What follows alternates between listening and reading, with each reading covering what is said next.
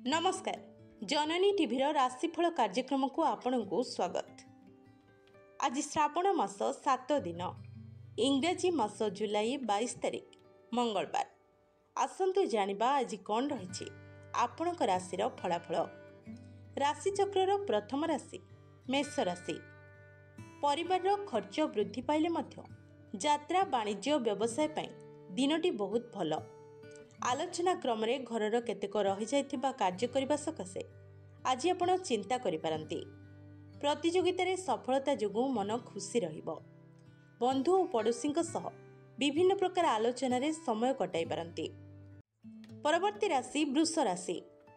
आजिर यात्रा खर्च सकाशे पूर्व प्रतिश्रुति अनुसार बंधुंक निकटरू अर्थ साहाय्य लाभ करी खुशी हेबे।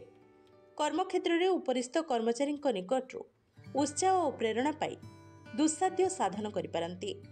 परिस्थिति को लक्ष्य करी प्रशासनिक स्तर रे गुरुत्वपूर्ण निष्पत्ति नेबाकू पड़िपारे। घरोई कलह को नहीं अशांति लागी रहिबो। परवर्ती राशि मिथुन राशि।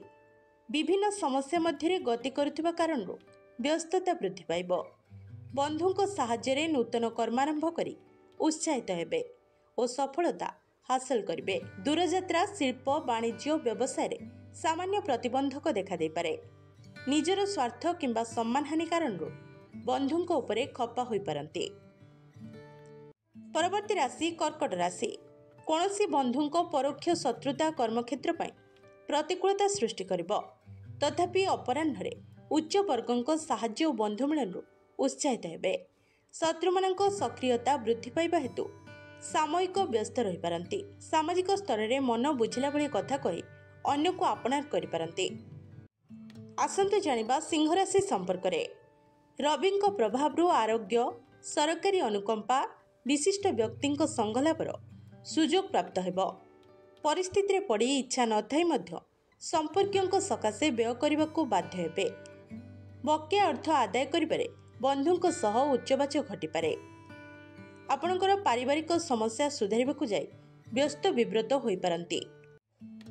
परवर्ती राशि कन्या राशि। आज जहाँ मन को आसुछि ताहा कले कौनसी असुविधा हेबो नाही। आलोचना परिसर रे बंधु गहन रे यात्रा काल रे सुसंपर्क और सहानुभूति लाभ करिबे। पारिवारिक क्षेत्र को शनिक दृष्टि संदेह किंबा भूल बुझामणा जनित कलह सृष्टि करिबो। जानवाहन रे यांत्रिक त्रुटि आपनक यात्रा को विलंबित किंबा स्थगित करि दे पारे। आसंतु जानिबा तुला राशि संपर्क रे। पारिवारिक जीवन रे केतेक व्यतिक्रम रहिथिले मध्य आजिर कार्य सकाशे असुविधा हेबो नाही। शिल्प व्यवसाय रे सफलता मिलिबो।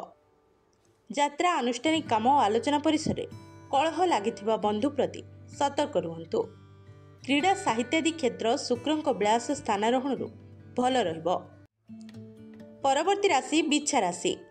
भाग्य स्थान रे एकाधिक ग्रह रही आपणଙ୍କୁ देहरे बल और मनरे धैर्य प्रदान करिवे। आजिर प्रत्युष यात्रा रे सफलता मिलिबो किंतु अत्यधिक खर्चांत हेबाकू पड़िपारे। शिल्प वाणिज्य परिवहन तथा प्रशासनिक स्तर रे व्यस्तता दूर हेबो। पाख लोक ईर्षापरायण होई अपप्रचार करिपारंती। आसंतु जानिबा धनुराशि संपर्क रे। केंद्र रे बृहस्पति स्थिति हेतु समस्या आसिले मध्य असुविधा हेबो नाही। केतेक क्षेत्र रे ठीक निष्पत्ति नेबारे समस्या देखा देबो। भल संपर्क थिबा व्यक्तिटी भूल धारणा पोषण करी दूरे रहिबो। रप्तानी वाणिज्य रे उन्नति घटिबो किंतु राजनीति रे नेतृत्व नै प्रशंसित होई पारंती। परवर्ती राशि मकर राशि। पारिवारिक स्तर रे स्वार्थ साधन परिप्रेक्षी रे निज लोक माने शत्रुता करि पारंती। पूर्व स्थिरीकृत योजना ठीक भाव में बदलाइबा कष्टकर हेबो।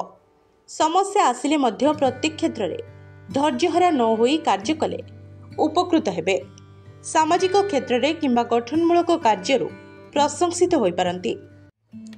आसंतु जानिबा कुंभ राशि संपर्क रे।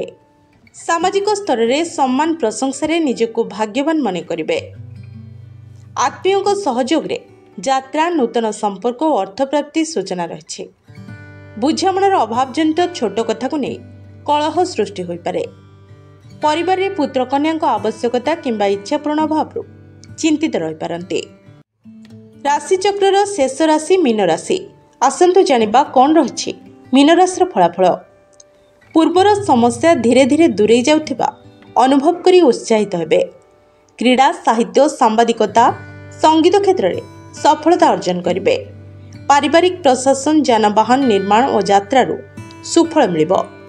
କର୍ମକ୍ଷେତ୍ରରେ ଗୁରୁତ୍ୱପୂର୍ଣ୍ଣ ନିଷ୍ପତ୍ତି ନେବା ପୂର୍ବରୁ ପରିବାର ସହ ଆଲୋଚନା କରିବା ଭଲ।